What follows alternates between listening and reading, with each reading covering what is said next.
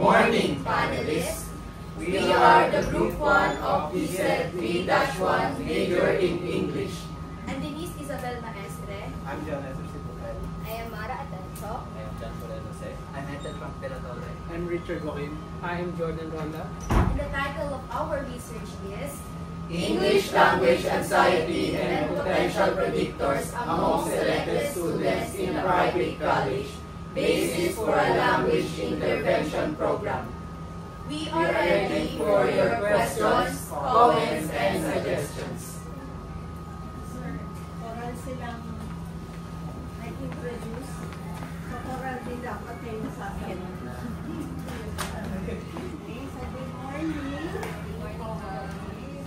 Ano pa nga, full of energy pa kayo, ha? Sorry. Okay, so it's okay.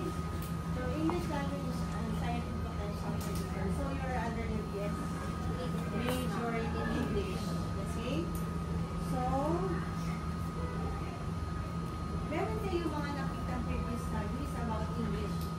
I mean the anxiety, the predictors. Okay, so what's the difference between the previous and now you are planning, you are ongoing with your study? What's the difference? the difference of our study from the other or previous studies is, so yung, siguro po yung Isa lang? we mainly focus here developing specific intervention programs. So intervention. Yung previous ba, ano ba yung mga naging basis for what? As we look for our reads to other studies po kasi, they're just focusing on That's the RRN. yes. They are only focusing about the causes and effect of English language anxiety to students. And they are not from intervention program. Okay, when we say of anxiety, ano ba ang gusto ninyong i-tackle dito sa study ninyo? Kasi we have different kinds of anxiety, di ba? So, sa inyo, you will focus on the language, particularly English language. So, ano ba yung gusto nyong pag-aralan? Ano yung nakikita ninyo na kailangan nyong pag-aralan? So far po, we've come up to that students with high anxiety is High anxiety. some of the students that have high anxiety or meron pa anxiety is having difficult in learning English language. For example, if a student, if a learner have high anxiety, it actually blocks the learning language of the. So that is what we are trying to. That is the key cause of our intervention. We are taking intervention also of that. Okay. Is your study connected din sa inyong experiences? Yes. Okay. So, ang inyong pag-aaralan, selected students in Private college. Private college. Saan yung private college? Dito po ma'am sa college. Okay. So, paano kayo kukuha ng participants? Based po dun sa sa mga courses na meron pong ginagamit po yung English as a instruction mode. Okay, wait lang. So, isa first year, any program, merong English. Merong purposive, mayroong, kung yung dati before, meron kami dati English 1, English 2, English 2. So, paano kayo kukuha ng participants? Kasi selected students, in a private college, pag sinabing private college at sinabi nyo kolehiyo, ano yan, mula basic ed, high school, senior high school, all programs? Only college. College students.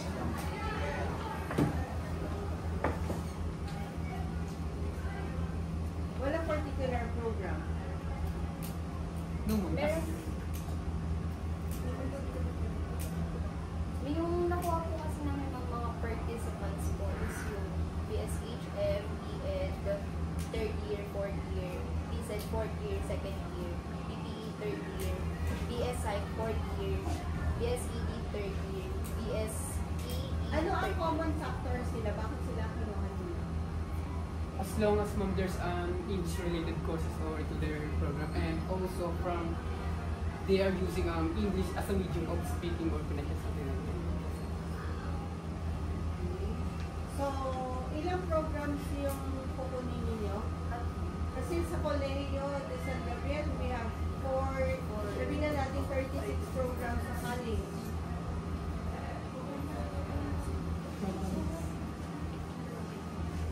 Programs. 7 programs. 7 programs.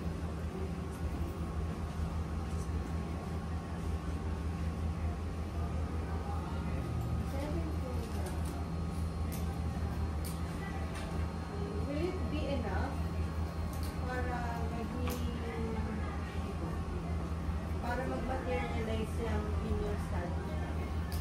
Yung sa 7 programs na yan. Kasi lahat gumagamit ng English. Anyway, sige. For further, tignan natin kung paano, yung sa Basis for Language Intervention Program. Ano ang inyong suggestion for the ano klase intervention program yan? Come up with reading program. Reading? Yes. Reading program. Reading program.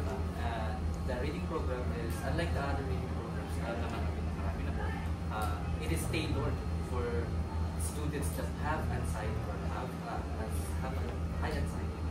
Yun po yung pinakaiba na difference ng other programs.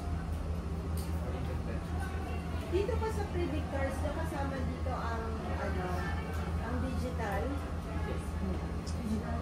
Wala. Hindi.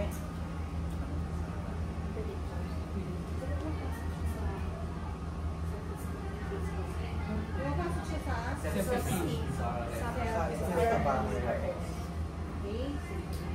Thank you, Sir Rodel.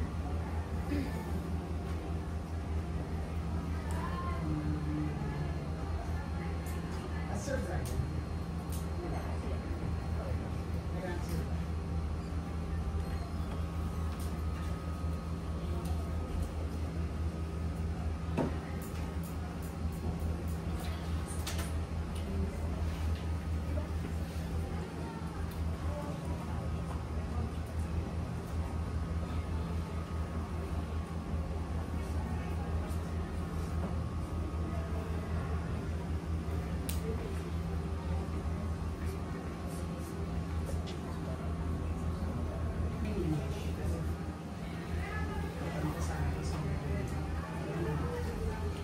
Your variables are English language anxiety and potential addictivity.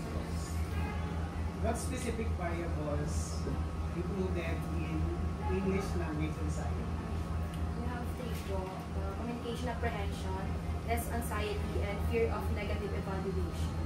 Do you have any theoretical framework that will support that those 3 variables are connected with the correct English language anxiety? 4 main theories po namin. The first one is the affective filter hypothesis of Krasher. It says that high anxiety blocks language learning. And the second one is the self-determination by Deci and Ryan. It says that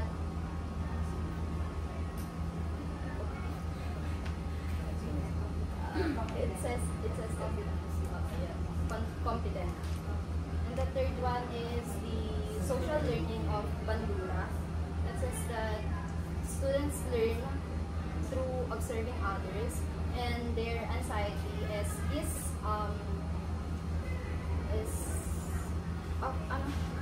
affected by peer interactions. And the third one, the last one is foreign language classroom anxiety by Horwitz. It says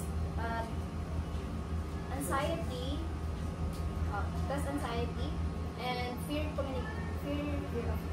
of negative communication causes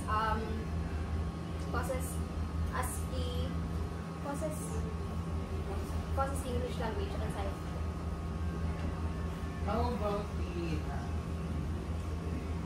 instrument that you're going to use in testing the anxiety Kasi, when we say anxiety, di ba, ito yung parang yung repression niya when it comes to the using English, parang mataas na eh. Do you have any instrument na gagamitin nyo to test their anxiety level?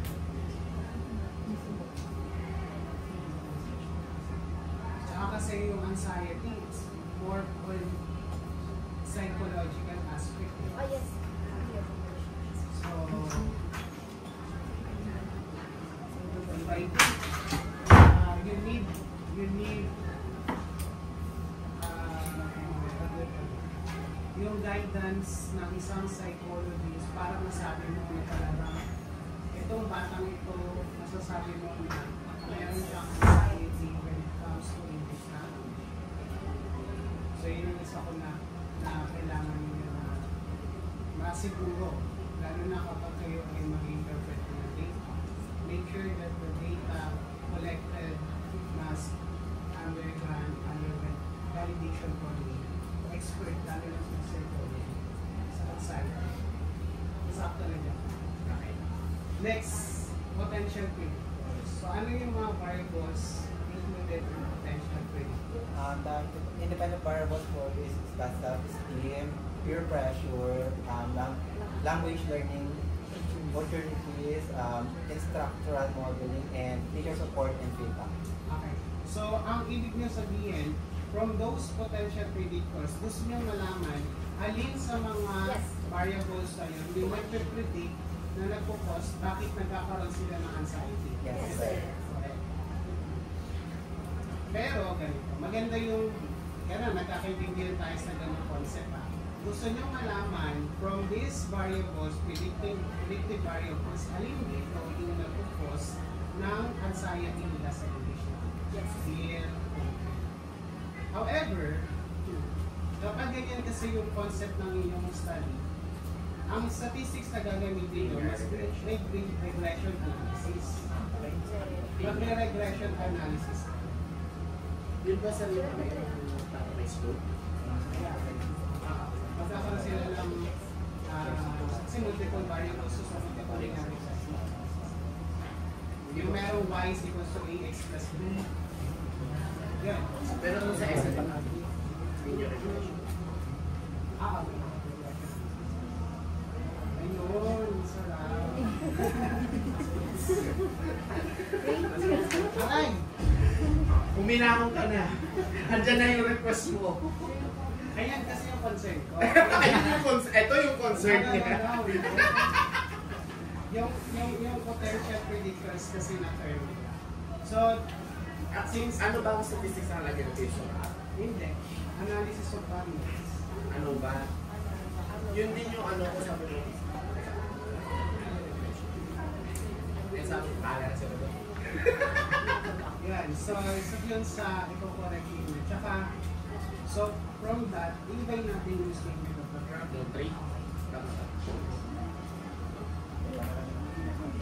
Parang instead na, are there any significant difference? Parang, are there any significant influence? Ay, pagiging niya regression. Hindi siya regression. Hindi nakita. Hindi influence.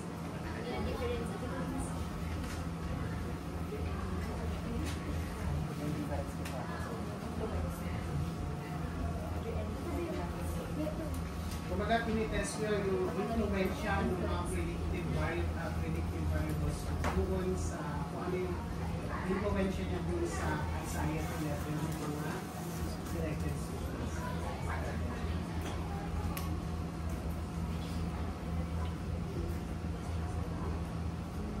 So yun na, yan. Therefore, yung statistics ninyo ay multiple linear regression analysis. May si Sir Ryan and then naman tuturuan nila paano multiple linear regression. Easy lang yan. Easy lang kayo. So yung research design ninyo, papalitan mo siya instead na comparative. Ano design? Correlation. So descriptive correlation. Hindi naman kayo tama, descriptive correlation. Ang linear regression ba? Correlation pa rin yun ba? Ano pa? Ano pang magbabago dito? Hypothesis, magbabago din. Definition of terms. Wala namang kayo, again yung sa definition of terms, yung mga variables lang yung i-define. So, let's say, academic performance, di nyo naman in-assess yung academic performance nila, di ba? So, wala yung academic performance. Yung self-confidence, meron ba ito? Self-confidence o self-esteem? Self-esteem. Yeah, that's self-confidence. Ano na? Self-confidence? Self-confidence yung talaga. Ano nangyari doon? Ba't may di ba? Inapuntin mo tao po. Ano ba dapat yun? Self-esteem. Ayan. Ang another comment ko dun sa definition of terms, yung mga variables dito, yun yung i-define. Di ba yung nasa SOP? Wala kasi ako nakita ang definition ng peer pressures, wala yung ibang mga variables, so i-define na.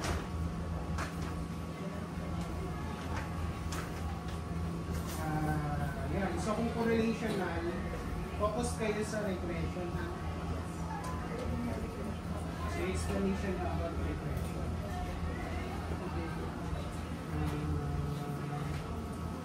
Sa participants of this, ito yung naging comment yung sa participants of this. Anong courses yung mga napili? PSHM, BN, BSET, BPE, PSI, PSE, tsaka BSC. Anong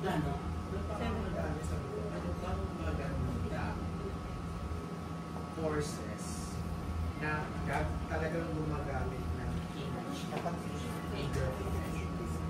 Dapat ako, in my part, dapat yun yung nasa art. For instance, AB Communication. Tapos, BS in English. HM, EM, kasi language oriented yung pang-uli. Yung may mga foreign language.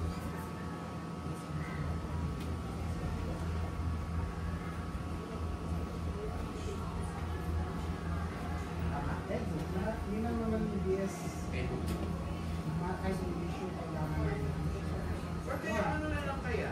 Selected students in the College of Education. Focus na kaya sila sa College of Education. Okay?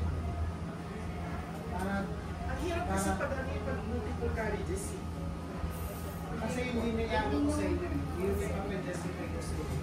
Bakit ito yung napili na course? Bakit hindi isa? Parang yung justification nyo. Bakit yung napili?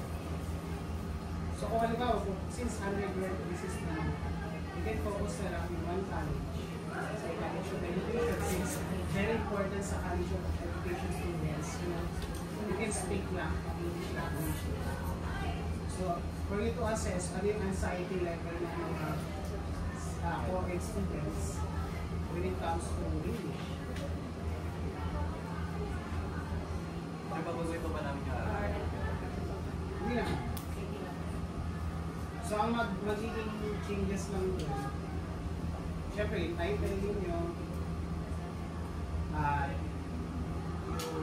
sa objective, nakapokus lang kayo sa College of Education, yung statement of the problem, syempre, connected din siya sa isa conceptual framework, diba?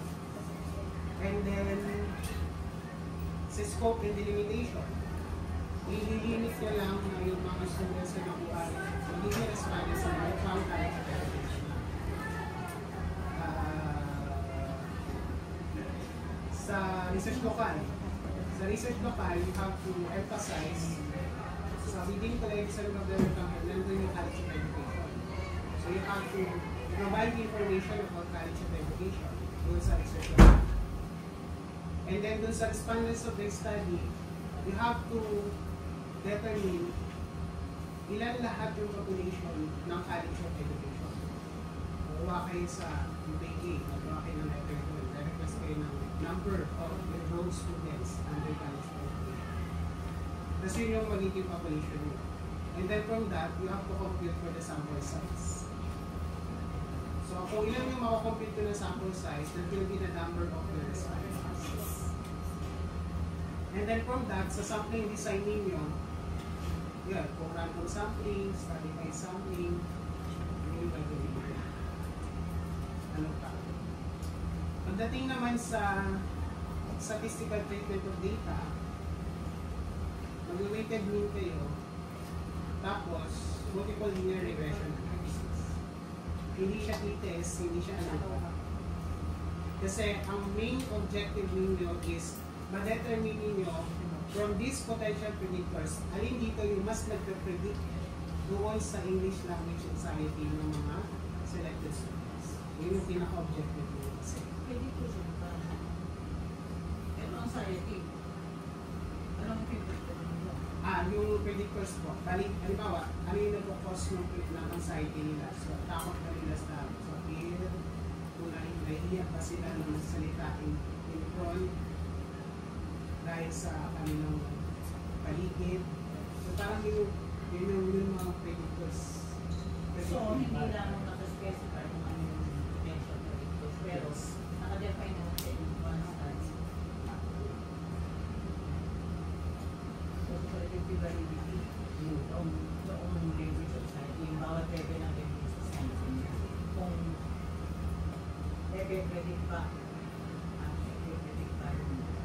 yung fear, to stand, and speak in front of passages, stratified random sampling, kung i-involve nila ang lang question. Kung mo pa kaya i-involve ang question, second method is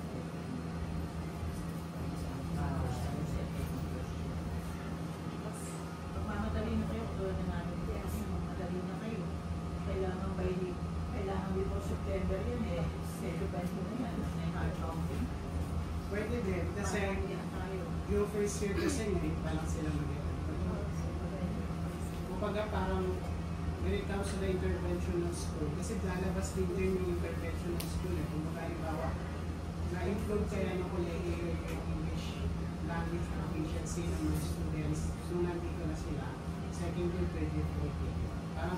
Parang at least magagamit din ito ng school to assess kung ano yung level of ano nila dun sa pag-implement ng English language. Kaya pag nalaman na very anxious pala yung mga students, so ibig sabihin, kailangan i-improve pa ng kolehiyo yung kanyang policy when it comes to English language. Pwede yun, makonect. So pwede, second year lang, second year, third year, fourth year. Kasi mga first year, mag-start pa lang ngayon sem eh. So, kasama din siya sa scope and delimitation nyo na nakalimit lang kayo sa second year sa fourth year students.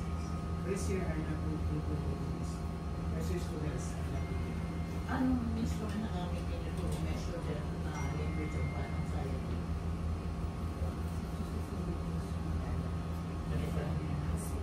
Ano ang measure ng English language anxiety?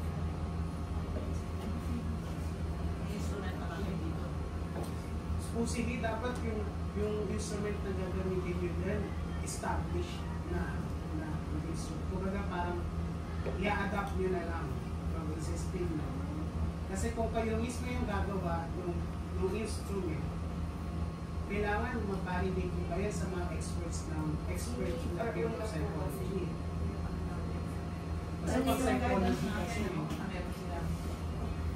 Self-construct lang din po kasi kami talaga. yun, magkaka-problem kayo sa result. Dapat yung kukunin nyo na instrument is talagang, hindi, sabi nyo dito sa instrumentation, meron kayo yung i-adapt, yung FCL. Hindi ka alam. Ito yung sabi nyo eh, Kasi hindi siya na. Foreign language. Ang hirap kayo.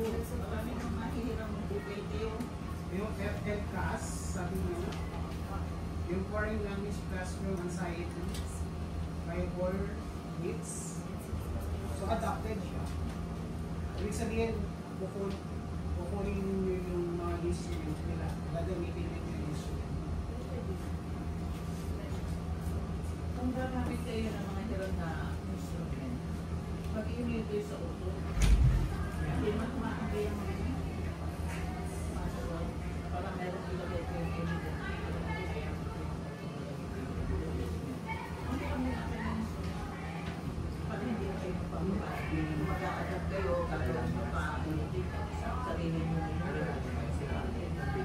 Pagpapabay dito kayo, why not follow? Parang may sanabi naman sa internet.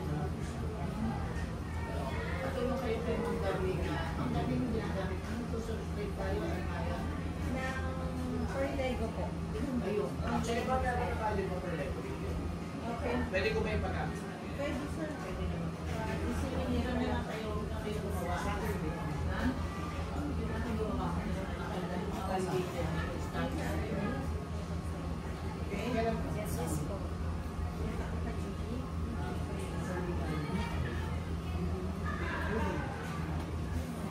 Yung kanilang mga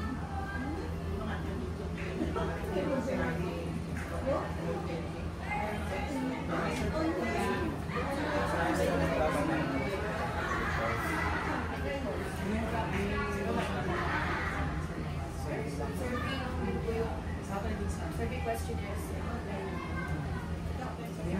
Survey questionnaires.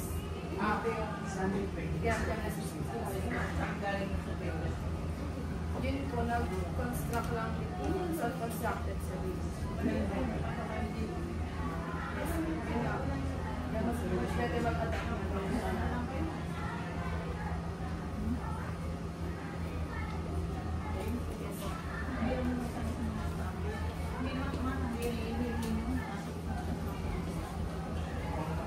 Kasi kapag wala silang acknowledgement, subject or case.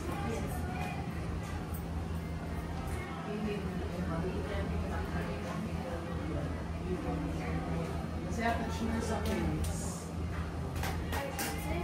Clarify ko lang po, balik po ang respondents namin, second to fourth year, first semester. Selected lang sir. Wala kayo references sa Hindi po. baka wala sila references. Wala rin. Nag-side kayo nag-side. Meron Meron sa ako, hindi hindi ako nalalagay. Oo nga, alam mo lahat kayo, mula kahapon hanggang ngayon, puro kayo mga walang references. No? Set up ako sa chapter 4 pa siya. Pero kung lang yun sa end pa siya ilalagay. Listen ha, slips of paper, kayo, Pero nandun ako. bawat page ninyo kung sino yung author na sinight ninyo, ilista nyo, arrange them alphabetically. Tapos isama nyo na doon kung ano yung sinulat niya, kung yung article, kung ano yung Kasama po siya sa kung evaluation. yung withdraw, ano date of publication. Ano po kayo? Zero po kayo doon. Sa akin, Ewan pala, wala pa na zero dito. 4, 3, 2, 1. okay? Yun ang pinakamadali. Napakadali pa mag-arrange alphabetically. You get it? APA. APA, second edition. And then, itong intervention program ninyo, sino ba gamit? Sino ang magbibigay ng intervention sa mga estudyante na nakataka sa mga anxiety level? Ayun po. Kanino ang address ng intervention Teachers. niya? Para kanino yan? Address po siya para po sa mga students. Then, Kasi para sa student intervention eh. Ang estudyante magbibigay ng intervention sa rin. Administration Ito ko may bigay ng intervention. Most likely sino? OSAS, mga teachers. administrators. So nakalagay doon kung sino ang parent of concern doon sa inyong intervention program. Person involved, ako nyo. Sila yung gagamit ng program sa intervention program. Ay, i-determine nyo dyan who will utilize, how the utilization will be sustained, paano yung monitor. Wala na ba mag-video dyan? Wala na mag-video? Kasama yun doon sa inyong intervention program, sa pating huli ng intervention program. How will it be utilized? Who will be utilizing? How will it be sustained? Alam mo ba kung ano sustain? Kung gamitin nila, paano nila may magpapatuloy? Kailangan may time frame niya kung kailan gagamitin. Kasi may mga activities siya, intervention program, intervention 1, intervention 2, intervention 3. Nakuha nyo na ba kung ano mga intervention na gagawin nila? Meron na ba kayo nakapag-research na ba kayo? Mag-ibang klase ng intervention. Hindi na po promote yung intervention program. You should know. The base po kasi dapat saan. Ano po, i-base po sana po namin yung gagawin namin intervention program po sa sa findings na mahahanap po namin. For example po, kung ang lalabas po sa findings namin is yung self-esteem po ba yun or yung teacher support, feedback, kung doon po mas mataas yung yun ang magiging objective nyo. Kasi kung ano yung matataas, ano yung mga predictors na iyon na, halimbawa yung fear of standing in front of an audience, speaking in front of an audience, kung yun ang mataas ang anxiety level ninyo, eh di yun ang inyong objective. Para ma-overcome, to overcome that fear. So, anong activity gagawin nyo? Will it be a seminar? Will it be a conference? Will it be something, an activity na gagamitin ng OSAS o gagamitin ng teacher advisor doon sa grupo ng mga matataas ang anxiety level. And then, sasabihin nyo that so nag-determine nyo na kung sino na i-utilize. Paano nila i-utilize? Kailangan sabihin nyo. Paano i-monitor yung utilization nyo? Paano i-sustain yung utilization nyo? Kailangan mag-compare o mag-research kayo ka. Lagi nyo hawak kasi puro ko yung TikTok at puro ko ni. Kaya naiinyo ni Ma'am. Puro kay cellphone. Puro cellphone kayo. Puro call lang naman. Puro TikTok lang naman. O Facebook lang naman, bakit hindi kayo mag-google na ano bang mga klase ng intervention, different kinds of intervention program, couple of intervention program. Ang sabihan nyo nga sila, cellphone nyo yan. Kasi yung mas-depend kong intervention din yung paggamit niya social media. Ang moral engagement nila, intellectual engagement nila, yung gamit nila ng mga ito. Eh, huwag lamang socialization, huwag lamang yung makikipag-chismis, gamitin nyo sa pag-research. Gamitin nyo sa pag-research, mag-member kayo ng mga grupo, mga nag-research. Pwede kayo mag-member, makikilala kayo. So, for this, sasabihin sa inyo, magmadali kayo, dapat yung September or iron out na yan. Or else hindi kayo makakalap. Ayun. Sila yung sabihin na mas mga students May anak sa mga yung gabi.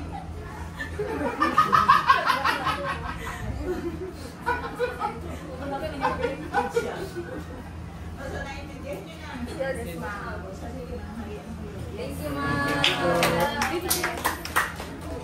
Pwede po Yes.